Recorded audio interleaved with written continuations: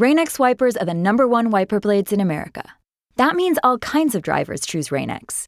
Big drivers in small cars choose Rain-X. Small drivers in big cars choose Rain-X. Drivers with long hair and short commutes choose Rain-X.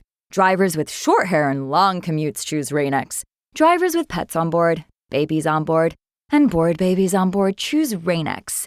Basically, drivers who love a clear view of the road all choose Rain-X wipers, the #1 wiper blades in America.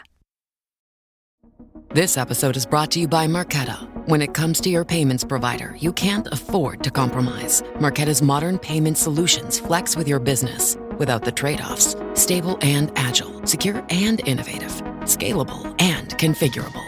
If they say you can't have it all, don't believe them. Your business demands more. Choose a payments provider that delivers more. Choose Marqeta. Visit marqeta.com/Spotify to learn more. Welcome to Ben Franklin's World, a podcast about early American history with Liz Covart.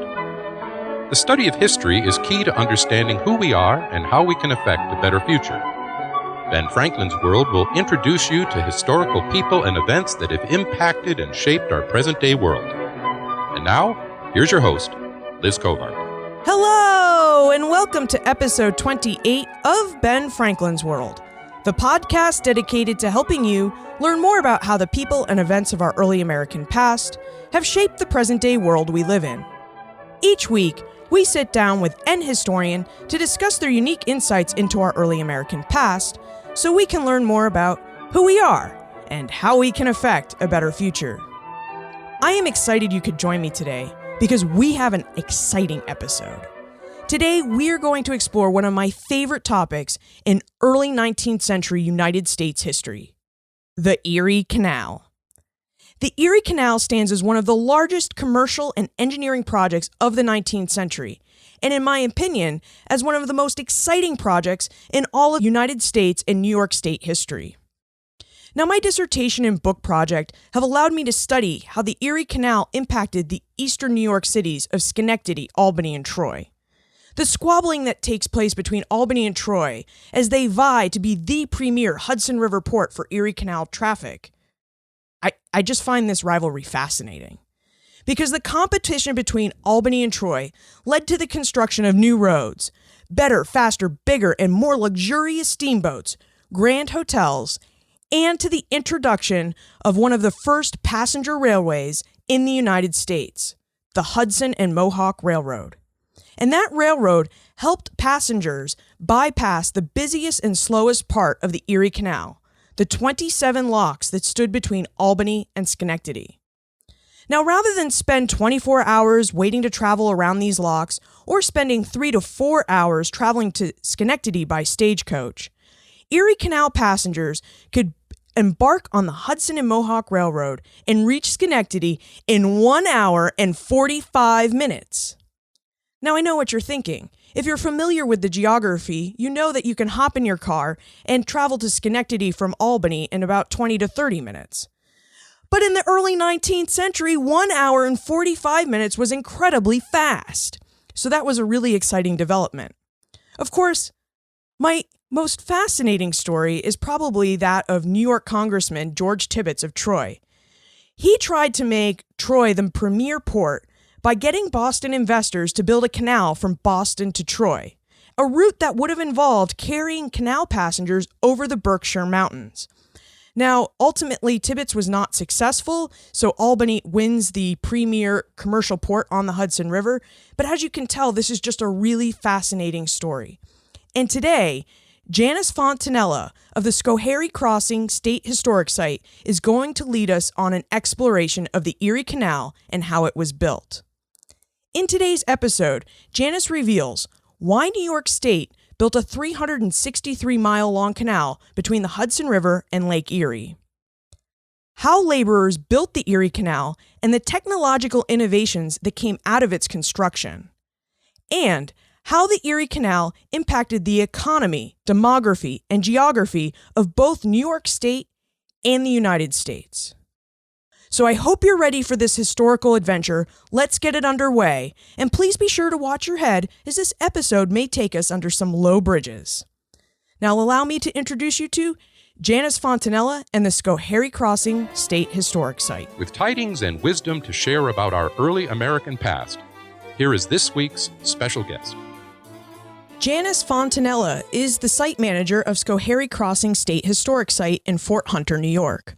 Also known as the Erie Canal National Landmark, Schoharie Crossing preserves and interprets the history of the Erie Canal, one of the largest commercial and engineering projects of the 19th century.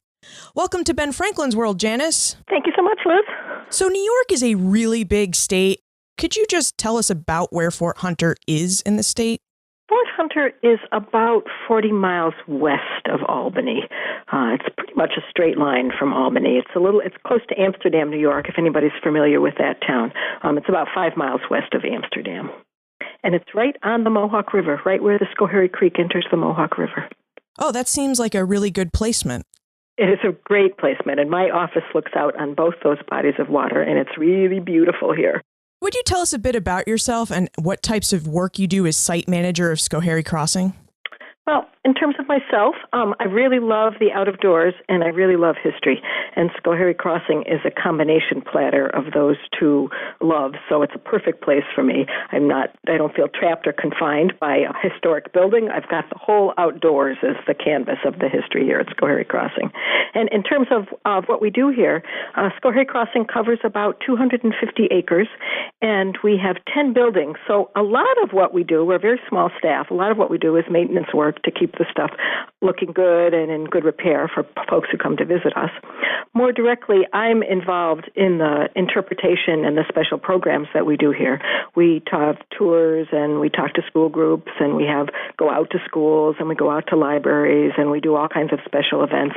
We do just about anything that we can come up with to seduce people into coming to Schoharie Crossing and appreciating the history and the nature that we have here. If I can get people here and get a little spark of interest in them and the history and sort of make them committed to preserving the history or make them committed to the natural elements of the site, I feel like I'm doing a great job.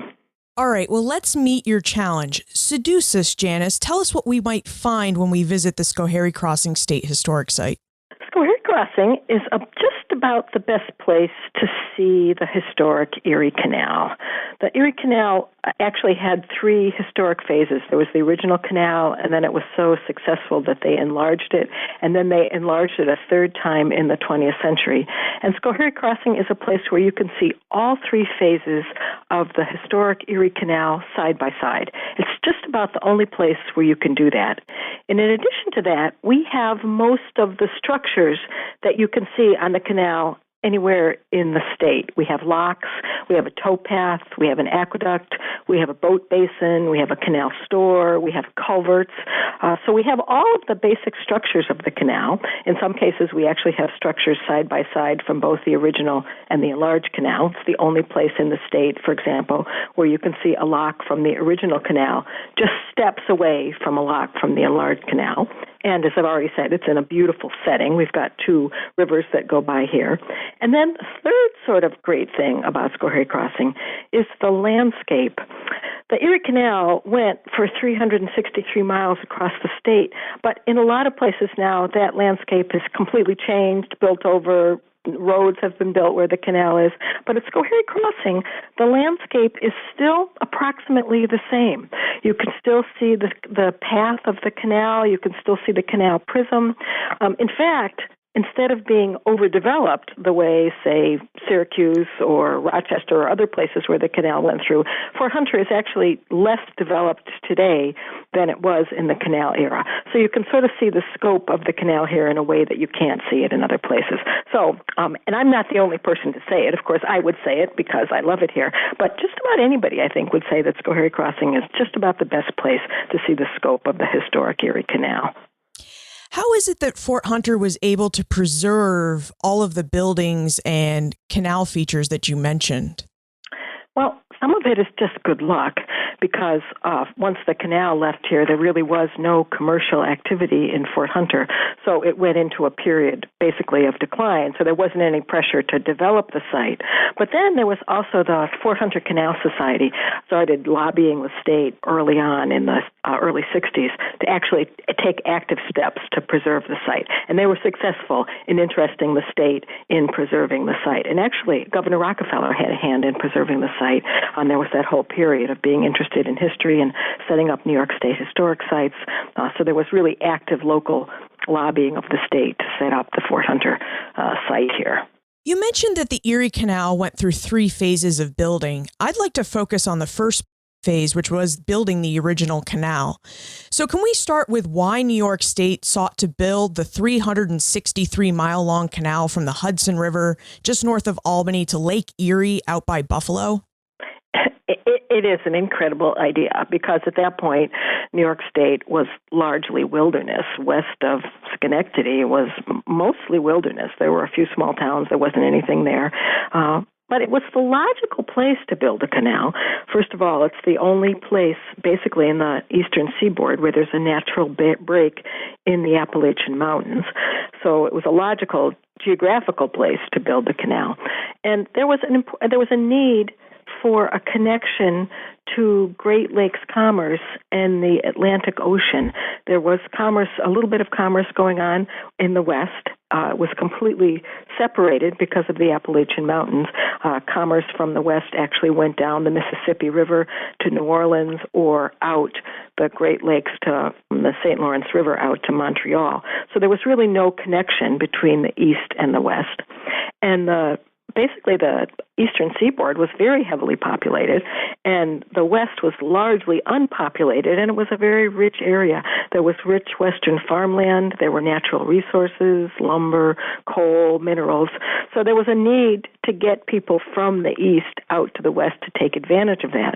And lots of folks had actually noticed that, and were talking about it as early as, say, George Washington. When he visited New York State, he talked about a time when there would be that connection between the east and the west. Gouverneur Morris, who was a local politician, talked about accessing the West. And then along came the War of 1812, and it was very expensive to get war materials out to Niagara. I don't know the specifics, but it cost something like $400 to get a cannon out to the West. It was very, very expensive, and so that was a spur to build the canal. So all of those things, it was necessary to get out to the West, and New York State stepped up to the plate and figured out how to do it. I imagine it would also be very useful once the West is settled, because then you can, all the farm produce that they're producing in the West can easily be shipped to the East and out to the Atlantic Ocean. Absolutely. It was a tremendous financial boon. It gave people who were living out in the West a way to actually make a living because, as you said, they could ship their produce out to the East. Construction of the Erie Canal began on July 4th, 1817 in Rome, New York, and finished with the opening of the entire canal on October 26, 1825. So, Janice, let's talk specifics about how they built the canal. Did laborers dig this famous ditch by hand, or did they have animal or steam-driven tools available to them? They did mostly dig it by hand. They did have animal teams, and they had like horse-drawn scrapers and horse-drawn wheelbarrows, but it was largely done by hand. So I often ask school kids to think about what it would be like to dig a 40-foot ditch in their backyard.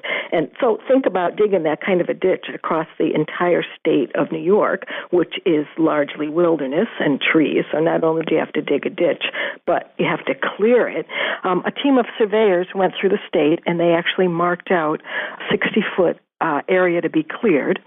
And then once the trees were cleared from that area, they marked out a 40-foot area where the actual canal prism itself was dug. And then it was all dug by hand.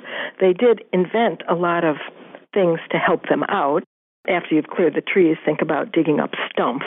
That's a pretty hard job, even today with our modern technology. They invented a special stump puller that was operated by 6 men and a team of horses, and basically was a big pole on wheels that pulled the stumps out of the ground. And with this device, a team of men could pull out 3 to 4 stumps a day. They also invented a tree puller so that they could attach a cable to the top of a tree and attach the cable to kind of an endless screw and then just pull the tree down, which made it easier than chopping by hand with a team. So one man could take down a tree. They improved wheelbarrows. They had all kinds of plows and scrapers that horses could draw. But it was a tough job, and it was done basically by hand. Did any of these canal-developed tools, such as the stump puller and the tree puller, find their way into the wilderness to help clear the land and make it agricultural land? I don't actually know. It certainly makes sense. It was because they cleared the land. They had this 60-foot clearing. It was actually made the land accessible for the railroads further on. I don't know if they actually used those stump pullers to clear agricultural land or not. That's a question I can't answer. So what proved to be the trickiest part of constructing the Erie Canal? There were lots of tricky parts, some that you might not actually think of. One of the tricky parts was the Montezuma Swamp, which is a little bit west of Syracuse. And they actually found that in the summertime, they had so much difficulty with it for a couple of reasons. First of all, because it was a swamp, and when they cleared out the muck, it would just flow right back into the area, and it was a lot of repeated work. And they ended up actually working in the winter so they could clear the frozen ground rather than worry about the muck. But the more important problem there was malaria, and there were swarms and swarms of mosquitoes, and hundreds of people died from malaria, which is something we don't normally think of in New York State. Definitely not. So winter also solved that problem. Then in terms of the land at either end, the level of New York the state of New York is fairly level in the center, but in the eastern and western sections of the state, there are much higher elevations. And in Lockport, it's largely rock. And so that was one of the challenges. There were 2 miles of rock in Lockport, and they ended up digging through the rock. And they actually blew it up. And they used black powder left over from the War of 1812. And they recruited young boys to crawl in between the cracks of the rock, place the powder, light the fuse, and then get the heck out of there so they wouldn't be blown up. And these guys were called powder monkeys, which is a familiar term now. And this is new technology. We think about people blowing up rocks now as standard behavior, but that was new. And then at Rochester, they built an 800-foot aqueduct. And west of there, towards Niagara, they built a 70-foot high embankment across the Irondequoit Valley. And folks who looked at the canal that was now up 70 foot high talked about the boats seeming to travel in midair. And then at the eastern end, where there is also quite a high elevation between the level of the Hudson River, around Cohoes Falls, they actually ended up building 27 locks in just about 28 canal miles. So they built a lot of locks. But then at Waterford, they built 5 locks over the steepest part. I think it's something like 169-foot elevation to get around. And even today, on the modern canal, the Waterford flight of 5 locks is still the highest lift lock in the world. It's, I think, something like twice as high as the actual lift from sea level to the summit on the Panama Canal. So that was quite a challenge for the technology of the early 19th century. So those were the trickiest parts of building the canal. That's pretty amazing that there are 27 locks and like 28 canal miles, because the whole canal only has 36 locks and about 32 navigable aqueducts. So could you tell us how those locks and aqueducts worked? Yep, I sure can. But just let me add one thing. In fact, the original canal had 83 locks. It's the contemporary canal that had the 36 locks. So those 28 locks in the first part of the canal were about a third of the locks on the original canal. But technology for locks had been around for quite a long time. In fact, something that I find really interesting is that the technology for the contemporary locks was actually developed by Leonardo da Vinci. And Leonardo da Vinci is from, the 15th century? So the technology has been around for 500 years. And he developed lock gates that go in a slight V shape with the V pointing up toward the higher water so that the water presses against the V and keeps the lock gates from leaking. And then there are smaller gates in the bottom of each of the lock gates, and water flows in from the upper level by gravity. The water flows in, fills up the locks, and then they can open the gates. The boat goes in, close the gates, and then let the water out at the lower end, open the gates, and out the boat goes. So the locks are a way of overcoming changes in elevation in the land. And that method of locks is exactly the same method that's used in locks today. It's the same technology that was used back in Leonardo da Vinci's day. A real Renaissance connection to New York State. Yep. And then in terms of the aqueducts that go across the canal, actually that's surprisingly tricky. Folks come to Schoharie Crossing, and a lot of folks don't know what an aqueduct is or how an aqueduct works. And here at Schoharie Crossing, the most obvious feature of our canal panoply of structures is the aqueduct. And the aqueduct is actually like a bridge for boats. It carried boats across the Schoharie Creek, which is a very dangerous river. And so folks could actually cross the Schoharie Creek without entering the creek at all. The boats were taken on this bridge for boats right across the Schoharie Creek. I imagine that another challenge that New York faced in building this canal may have been the politics involved of where to begin the canal and where to end the canal. So how did the canal commissioners of New York State determine where should the eastern terminus be and which community should get the western terminus? There were for sure a lot of politics, and there were several different routes that were considered. One of the routes that was considered was following the Mohawk River and then the Oswego River up to Lake Erie, which in fact would have been a much shorter route. But the consideration there was that once the boats were in Lake Erie, it would be just as easy for them to go to Montreal and take that commerce to Canada. And there was a lot of competition between commerce in Canada. So that route was determined not to be as financially successful as something that would be strictly in New York State. And then, as I mentioned earlier, the logical path, because of the geography of New York State, is to go that route from Albany to Buffalo because of the break in the Appalachian mountain chain. There's a place just a little bit west here of Schoharie Crossing called the Noses, and that's the only place in the eastern seaboard where there's a natural break in the Appalachian Mountains, and that's where the Mohawk River flows through the mountains. So once it was decided that they weren't going to go up through Lake Ontario, that was the natural route. But then there was a lot of discussion about whether the terminus of the canal, the western terminus, was going to be Buffalo or Black Rock. And Black Rock was at that point a small village just about 2 miles north of Buffalo. Now it's basically part of Buffalo, but at that point they were two communities.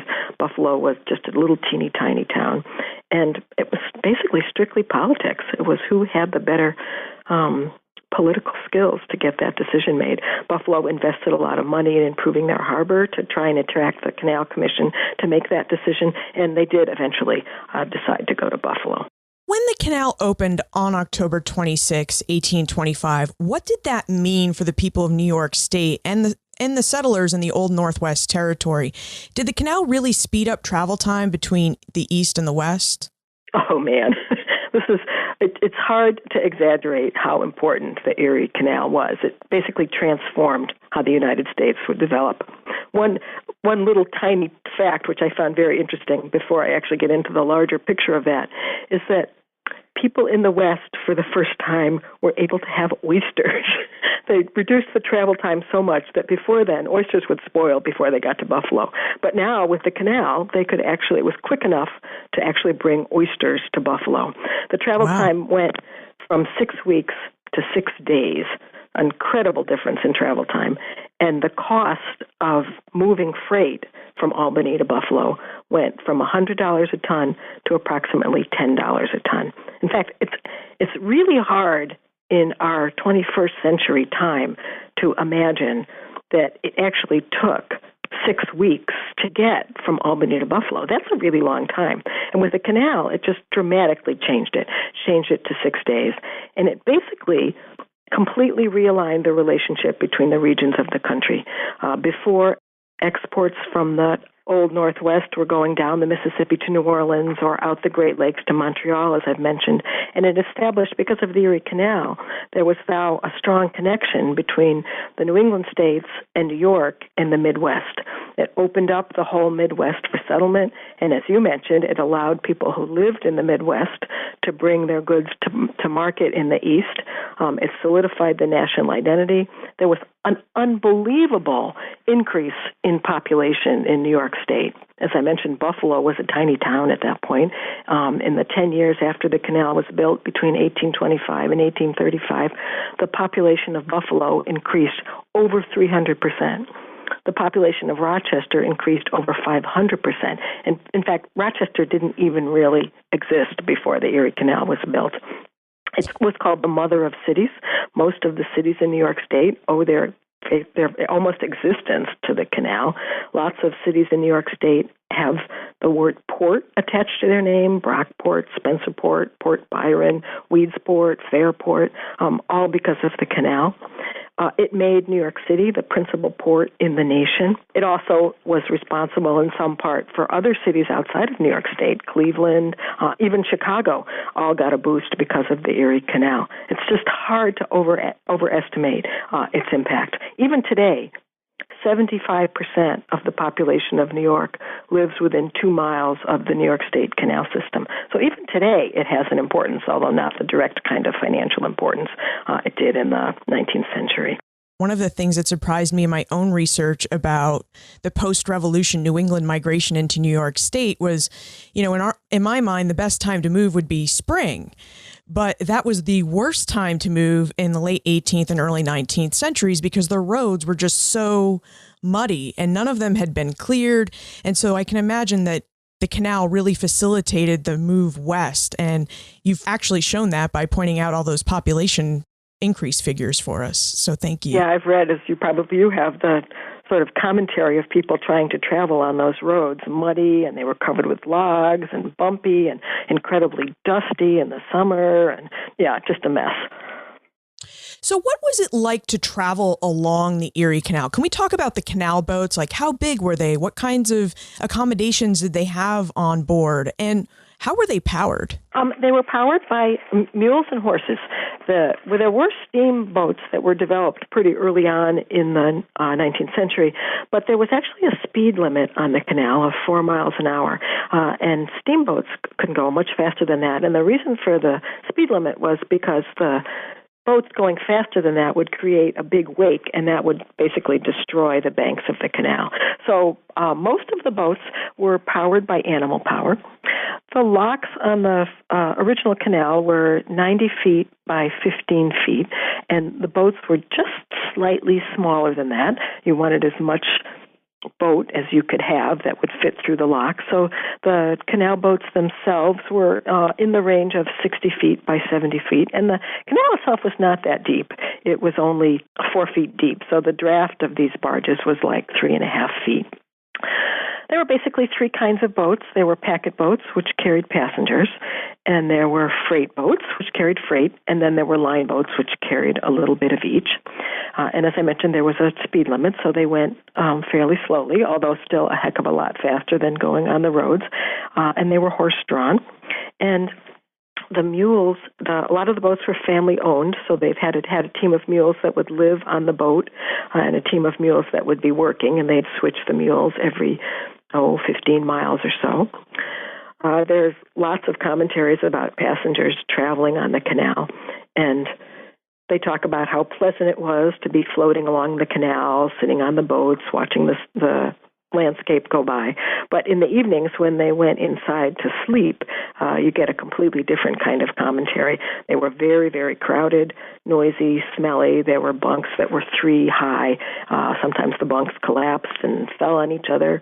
One commentator talks about folks being packed in the packet boats like pigs in a Cincinnati pork warehouse, and it was completely unpleasant. And the passenger traffic on the canal is what we sort of think of in the romantic imagination of the canal. But in fact, there was not that much passenger traffic on the canal. That was a novelty item, and at first it was the quickest way to go. But the railroads came along pretty quickly, and the canal traffic was pretty much freight traffic after about, the 1830s or 40s.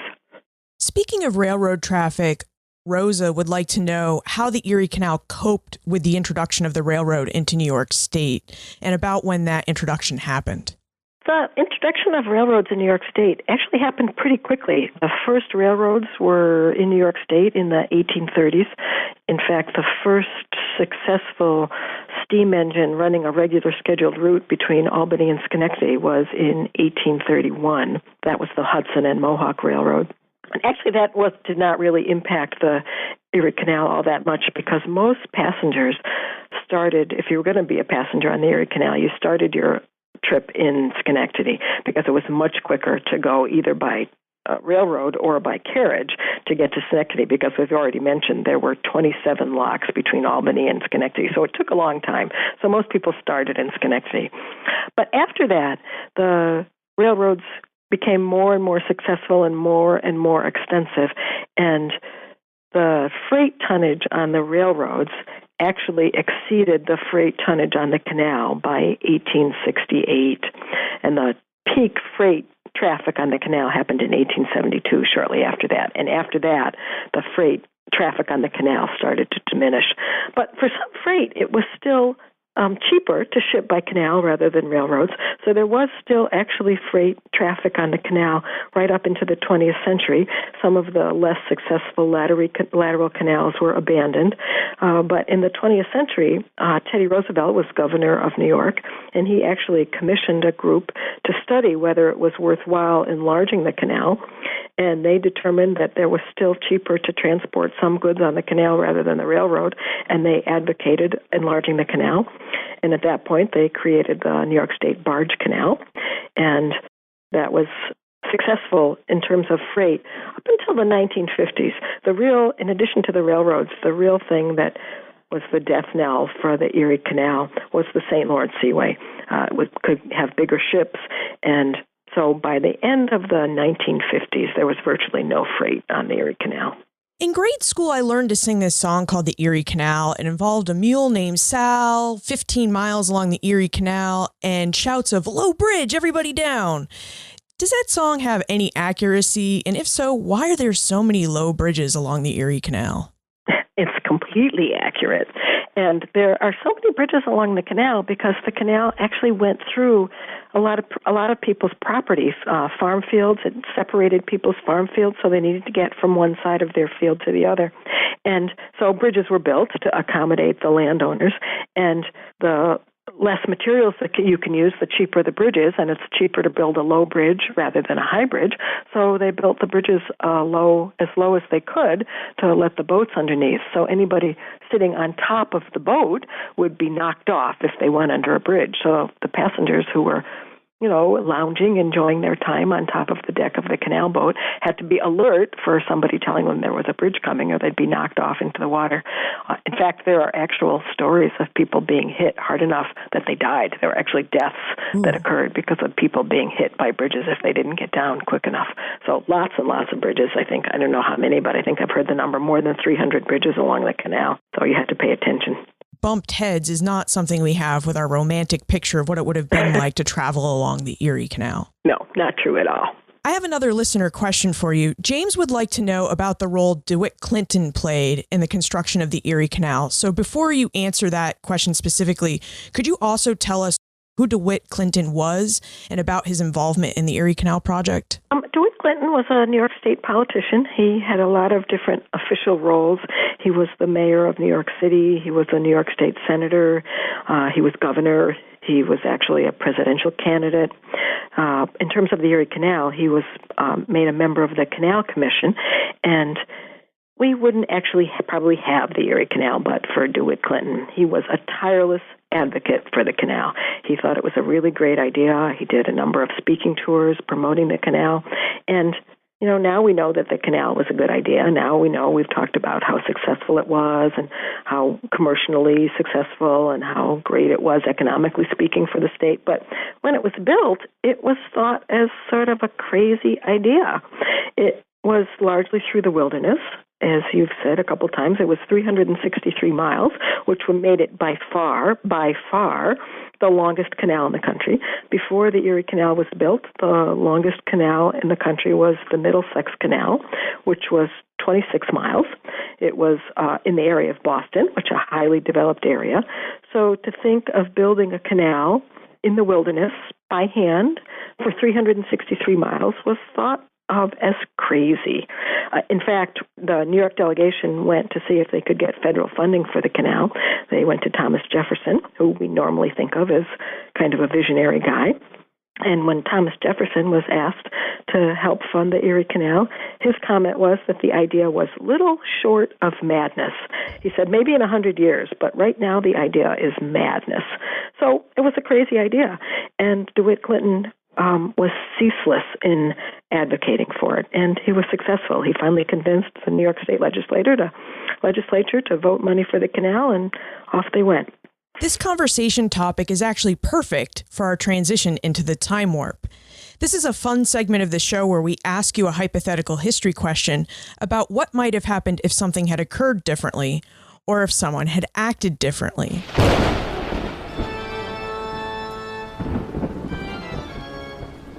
The time warp.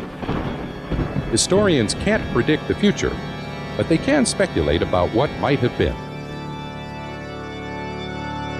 And your answer is perfect for the time warp, Janice, because I wanted to ask you about the bonus bill of 1817. You mentioned that New York had approached Thomas Jefferson about the canal. He thinks it's this crazy idea. After the War of 1812, many in Congress thought, internal improvements is a great idea. Not only could we have the Erie Canal, but we could have lots of roads and other canals and things to facilitate travel. So they passed this 1817 bonus bill, and that contained all the funding for these internal improvements.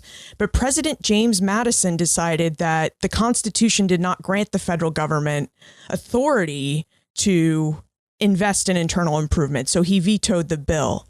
So my time warp question to you is, in your opinion, what might have happened if President James Madison had not vetoed the bonus bill of 1817? Do you think New York State still would have built the Erie Canal along the same route? And would the substantial investment in nationwide internal improvements have affected the success of the canal? That's a pretty interesting question. I think that, yes, it would have definitely been built along the same route because geographically speaking, it's the logical and really only place, at least in the Northeast, for a canal. But the financial stuff might have been quite a bit different.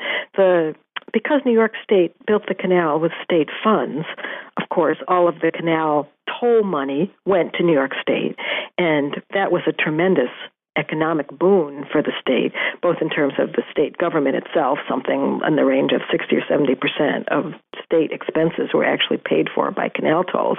But all that money was invested in the local banks, which were able to use that money, sort of send it out into the local communities, and so it had a tremendous financial impact in terms of that. Plus, all of the financial efforts to raise the money, there were canal bonds that were sold, and lots of folks bought canal bonds, and so it made Wall Street actually an important part of New York State. Wall Street got its start with the funding for the Erie Canal, and those things might not have happened. There would have been a different financial underpinning. Perhaps the tolls would have gone to the federal government. Perhaps New York State, in terms of Wall Street, would have developed differently. There was also a lot of competition between Virginia and New York about who was going to get that east-west route to the interior of the country. And so perhaps with federal funding on interior improvements and transportation improvements, there might have been some competition with Virginia. Then instead of Virginia having to fund it themselves, if the federal government was going to fund it, there might have been something going on there. So my guess is that it still would have happened, but it would probably not have had such a dramatic effect. The New York State Canal System was the largest and most ambitious public works project ever undertaken by a single state. And if it had been helped by the federal government, things might have developed differently. I never really considered how the Erie Canal played a role in a citizen's affiliation with New York State and how they thought of New York State. It absolutely connected the state together. Even today, a majority of the New York State population lives within 2 miles of the canal system. And it lasted, the canal lasted for 100 years. And not only did people live physically close to the canal, but the number of people whose occupations actually involved the canal, both in terms of the canal boats or who had businesses along the canal, taverns or hotels, or who were employed in maintaining the canal. The canal was drained every winter, and there was a whole crew of people that cleared out the canal. So a huge proportion of the population of New York State actually made a living in some way connected to the canal. So yes, it was a tremendous unifying force for the state as well as the country. Well, Janice, I think you have accomplished your goal. Your descriptions have left us very excited about the Erie Canal and the Schoharie Crossing State Historic Site. Would you tell us if the site has any special events or activities planned? We do. We have a regular series of special events. Our biggest event is an event we call Canal Days, and as the name indicates, it's a kind of canal festival, community festival. We have demonstrations and music and food and wagon rides and all kinds of activities, and that happens on July 11th and 12th. It's usually the second weekend of the year. We also have a number of other activities that take advantage of the site. We have National Trails Day, which happens on June 6th, and we have guided walks and kayak trips and biking. We have an annual Mule Haul foot race. We have storytelling on Sundays in August. We have an Erie Canal birthday bash in October. One interesting thing that actually isn't even related to the canal, but it's a really cool thing, is back 2 or 3 years ago, Hurricane Irene sort of destroyed a lot of the area around the site. It didn't impact any of the canal structures, but it took out roads, and the whole town of Fort Hunter was underwater. And when the flood waters receded, we were left with the remains of old 18th century Fort Hunter, which is a fort that was built by the British in 1712, and the fort was uncovered basically by the flood, and we had a team of archaeologists working here to excavate that site. And the archaeologist who did the work is going to give a lecture here and talk about the artifacts that he uncovered on May 26th. So there's going to be an interesting lecture on archaeology here, unrelated to the canal. So we have lots of activities, and you can find those activities on our Facebook site or on the park's webpage if you want more information, or certainly call or drop us a line. And where is the best place to look for more information about Schoharie Crossing State Historic Site and about how to plan our visit to Fort Hunter? Two or three places. We have an active Facebook page, so for folks who have active on Facebook, look for Schoharie Crossing State Historic Site. That's probably the best place. And then New York State Parks has a web page, which is nysparks.com. And once you get to the Parks web page, you can find Schoharie Crossing pretty easily, and our events are listed there as well. Or you can drop us a line directly. Our email address is schohariecrossing@parks.ny.gov. So those are good places to find out what's happening and to help folks plan their visit here. And I'll place links into the show notes page for this episode so people won't even have to hunt for them. Oh, cool. Thank you very much. Well, thank you so much, Janice, for talking about the Erie Canal and telling us all about the Schoharie Crossing Historic Site. Thanks for the opportunity. I love to talk about the site. The Erie Canal traversed 363 miles of New York State. But it did more than just unite New York. The Erie Canal united the nation. Settlers could move into the Ohio Valley and the Old Northwest Territory, understanding that they would be connected to the east. And that was a big deal. Of course, as Janice mentioned, we shouldn't necessarily envision people taking a leisurely voyage across New York State on canal boats, as the romantic period of passenger canal traffic proved short-lived as railroads and steamboats continued to develop and get faster and more reliable. You can find more information about Janice, the Schoharie Crossing State Historic Site, plus everything we talked about today on the show notes page for this episode. You'll find it all at benfranklinsworld.com/028. Have you told your friends, family, and fellow history lovers about Ben Franklin's World? The best way to help keep Ben Franklin's World visible and findable to our fellow history lovers is by word of mouth. So please, take an opportunity today to tell someone about our podcast. Finally, passenger railroads, steamboats, or stump pullers. What do you think was the most impactful technological development to come out of the construction of the Erie Canal, and why? Email me your answers, liz@benfranklinsworld.com, or tweet me @LizCovart.